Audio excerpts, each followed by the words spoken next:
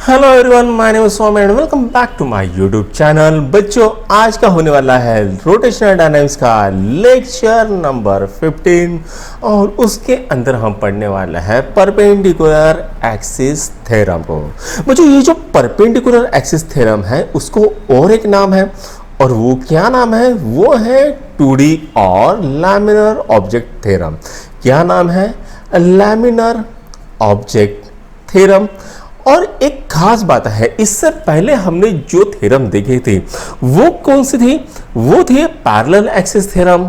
वो अप्लाई होती है 3 डायमेंशन ऑब्जेक्ट के ऊपर, और ये जो परपेंडिकुलर एक्सिस थ्योरम है ये सिर्फ और सिर्फ 2 डायमेंशन ऑब्जेक्ट के ऊपर होती है। इसको आप 3 डायमेंशन ऑब्जेक्ट के ऊपर अप्लाई नहीं कर सकते हो। तो ये जो थ्योरम है ये कहती क्या है हम देखेंगे। तो मान लेते हैं हमने लिया है एक ऑब्जेक्ट, ये ऑब्जेक्ट के अंदर से हम 3 एक्सिस को पास करेंगे। यहां पर है एक्स एक्सिस, ये है पहला एक्सिस, और ये है दूसरा एक्सिस, इसको बोलेंगे वाई एक्सिस, और ये है तीसरा एक्सिस। ये जो तीनों एक्सिस है, एक्स एक्सिस, वाई एक्सिस और जेड एक्सिस, ये कैसे है? ये तीनों एक दूसरे को म्यूचुअली परपेंडिकुलर है। अब इसका जो फॉर्मूला है वो क्या है? I Z is equal to I X plus I Y, इसका फॉर्मूला होता है। क्या फॉर्मूला है? I Z is equal to I X plus I Y, ये इसका फॉर्मूला है। अब हमको देखनी है इसकी कंडीशन कि परपेंडिकुलर एक्सिस थ्योरम अप्लाई करने के लिए हमें क्या क्या कंडीशंस लगती है। उन कंडीशंस के बारे में हम पढ़ेंगे। तो यहां पर एक कंडीशन है, और वो क्या कंडीशन है कि जो तीनों एक्सिस है वो कैसे होने चाहिए? एक दूसरे को परपेंडिकुलर होने चाहिए। तो लिख देता हूं 3 axis should be perpendicular to each other, should be perpendicular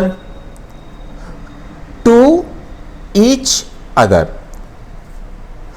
अब ये तो हमने लिख लिया है कि जो तीनों एक्सिस है ये एक दूसरे को परपेंडिकुलर होना चाहिए, लेकिन इसके अंदर और एक कंडीशन है। और वो क्या कंडीशन है? ये जो एक्स एक्सिस और वाई एक्सिस है ये एक प्लेन के ऊपर होनी चाहिए, उसी प्लेन के अंदर से पास होनी चाहिए। तो हम क्या लिखेंगे? 2 axis must be in same plane, must be in same plane. यानी ये एक्स एक्सिस और वाई एक्सिस है ये कैसे होने चाहिए? तो ये सेम प्लेन के ऊपर होने चाहिए।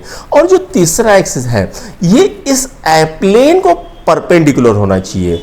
और जो थर्ड एक्सिस है तो हम क्या लिखेंगे? Third axis should be perpendicular to plane, right. ये कंडीशन को हमको फॉलो करना है। और दूसरी कंडीशन है ये क्या है होना चाहिए? तो ये 2 डायमेंशन ऑब्जेक्ट के ऊपर ही अप्लाई होती है, ये और किसी चीज के ऊपर अप्लाई नहीं होती है। तो हमको क्या देखना है? हमको देखना है इसका स्टेटमेंट। तो हम क्या लिखेंगे? हम अभी इसका स्टेटमेंट लिखेंगे। तो बच्चों, स्टेटमेंट हमने लिख लिया है। और स्टेटमेंट क्या है? Movement of inertia of a laminar body about an axis perpendicular to its plane. यानी ये क्या है? तो ये प्लेन है और इस प्लेन को परपेंडिकुलर एक एक्सिस है। बॉडी कैसी है? तो बॉडी है लैमिनर। लैमिनर यानी क्या? तो लैमिनर यानी 2 डायमेंशन बॉडी होती है। अब आगे बढ़ते हैं। Equal to sum of the movement of inertia of that body about 2 mutually perpendicular axis. यानी ये क्या है? Sum of movement of inertia of body about 2 mutually perpendicular axis. यानी ये एक एक्सिस है और ये दूसरी एक्सिस है, तो इनका जो मूवमेंट ऑफ इनर्शिया होगा उसका सम बोला है in its plane and all axis are concurrent. सभी एक्सिस कैसे होने चाहिए? तो सभी एक्सिस होने चाहिए कॉन्क्यूरेंट। अब ये कॉन्क्यूरेंट यानी क्या होता है? तो जो भी एक्सिस होते हैं वो अगर एक पॉइंट से पास होते हैं तो उनको क्या कहा जाता है, तो उनको कहा जाता है कॉन्करेंट। यानी ये जो एक्स एक्सिस है, ये वाई एक्सिस है और ये जेड एक्सिस है, ये कैसे है, तो ये एक एक्सिस पे एक पॉइंट से पास हो रहे हैं, उन सबका ओरिजिन क्या है, कॉमन है, तो इसी को हम क्या कहेंगे, इसी को हम कहेंगे कॉन्करेंट। तो आइए अब टाइम आ गया है इनकी प्रूफ देखने के लिए, तो इनकी प्रूफ को स्टार्ट करते हैं। तो प्रूफ को स्टार्ट करने के लिए मैं क्या करता हूँ, मैं इस ऑब्जेक्ट को फिर से निकाल लेता हूँ। तो ये हमने एक ऑब्जेक्ट बना लिया है, यहां पर मैं एक पॉइंट मान लेता हूं, ये पॉइंट समझ लेते हैं ए। इस पॉइंट में से 3 एक्सिस पास होने वाले हैं, ये समझ लेते हैं एक्स एक्सिस, ये कौन सा है, एक्स एक्सिस, यहां से जा रहा है वाई एक्सिस, ये एक्स एक्सिस और वाई एक्सिस कैसे हैं, एक दूसरे को परपेंडिकुलर है, और यहां पर से जा रहा है z एक्सिस, ये x एक्सिस, y एक्सिस और z एक्सिस कैसे है, तीनों एक दूसरे को परपेंडिकुलर है। अब मैं क्या करता हूं, मैं यहां पर कहीं एक पॉइंट ले लेता हूं, इस पॉइंट को बोल देते हैं P। इस पॉइंट का मास समझ लेते हैं, छोटा सा मास है dm, बिल्कुल छोटा सा मास है। अब हम क्या करेंगे, यहां से ये जो डिस्टेंस है इसको बोल देते हैं x। इस x एक्सिस से ये जो डिस्टेंस है इसको, सॉरी x नहीं, हम बोलेंगे y। क्या बोलेंगे, हम इसको y बोलेंगे। अब इस y एक्सिस से ये पॉइंट कितना दूर है, तो ये दूर है, समझ लेते हैं x। ये हो गया y डिस्टेंस दूर, ये हो गया इस एक्सिस से x डिस्टेंस दूर, और ये जो z एक्सिस है, ये z एक्सिस से समझ लेते हैं r डिस्टेंस दूर। ये कितना दूर है, तो ये y डिस्टेंस दूर है, यहां से ये x डिस्टेंस दूर है, और z एक्सिस से समझ लेते हैं ये r डिस्टेंस दूर है।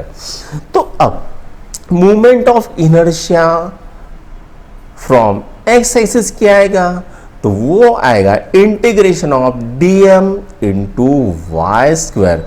ये है dm इंटू वाई स्क्वायर, ये आ गया। Movement of inertia from y axis कितना आएगा, वो आएगा dm इंटू एक्स स्क्वायर। उसी तरह से movement of inertia from z axis को हम लिखेंगे iz, और वो कितना आता है, integration of dm into R square. ये आ गया, ये तीनों पॉइंट हमने लिख लिए हैं। अब हम क्या करेंगे, तो यहां पर है A, इसको बोल देते हैं B, और ये तो पॉइंट है P। अब इन ट्रायंगल APB, तो यहां पर B जो है ये 90 डिग्री का एंगल बना रहा है, तो क्या हम यहां पर पाइथागोरस थ्योरम लगा सकते हैं? हाँ भाई हाँ, बिल्कुल लगा सकते हैं। तो मैं लगाता हूं यहां पर पाइथागोरस थ्योरम। तो यहां पर AP square is equal to AB square plus BP square. तो AP स्क्वायर की वैल्यू कितनी है, तो वो है R। तो मैं लिख देता हूं यहां पर R स्क्वायर। AB की वैल्यू कितनी है बच्चों, तो जो वैल्यू इतनी होगी वही वैल्यू इतनी होगी, यानी यहां से यहां तक का जो डिस्टेंस होगा वही यहां से यहां तक का होगा, और वो कितना है, तो वो है x स्क्वायर प्लस BP कितना है, तो वो है y। तो मैं लिख देता हूं y स्क्वायर। तो यहां पर आ गया R square is equal to X square plus y square आ गया है। तो हम क्या करेंगे बच्चों, हम इसको बोल देंगे इक्वेशन नंबर 1, और ये जो वैल्यू आ गई है R स्क्वायर की, हम क्या करेंगे इस इक्वेशन में पुट कर देंगे। तो हम यहां पर क्या लिख देते हैं, put R square is equal to X square plus Y square in equation number 1। In equation number 1 तो मुझे iz क्या मिल जाएगा, iz is equal to integration dm into X square plus Y square, ये मिल जाएगा। अब मैं क्या करता हूँ, इस इंटीग्रेशन को अलग अलग कर देता हूँ। Integration of dm into X square plus integration of Y square into dm, ये लिख दिया मैंने। तो यहाँ पर इसको आप रीअरेंज कर लेना, एक्स स्क्वायर इंटू dm कर देना। अब मुझे बच्चों पता है ix क्या होता है integration of dm into Y square, और आई वाई क्या होता है integration of dm into X square. तो मैं क्या करता हूँ, यहाँ पर इनके वैल्यूज पुट कर देता हूँ, आई एक्स प्लस आई वाई, ये हमने पुट कर दिया। तो आई जेड कितना आ गया, I Z is equal to I X plus I Y. तो यहाँ पर हमारी प्रूफ कंप्लीट हो जाती है। इसलिए हम क्या लिखेंगे, तो लिखेंगे हेंस प्रूव्ड, ये हमने लिख दिया है। तो बच्चों यहीं पर आपकी पैरेलल एक्सिस थ्योरम कंप्लीट होती है। कैसा लगा आपको ये वीडियो? अगर पसंद आया हो तो अपने दोस्तों के साथ लाइक शेयर और सब्सक्राइब जरूर कीजिए। Thank you.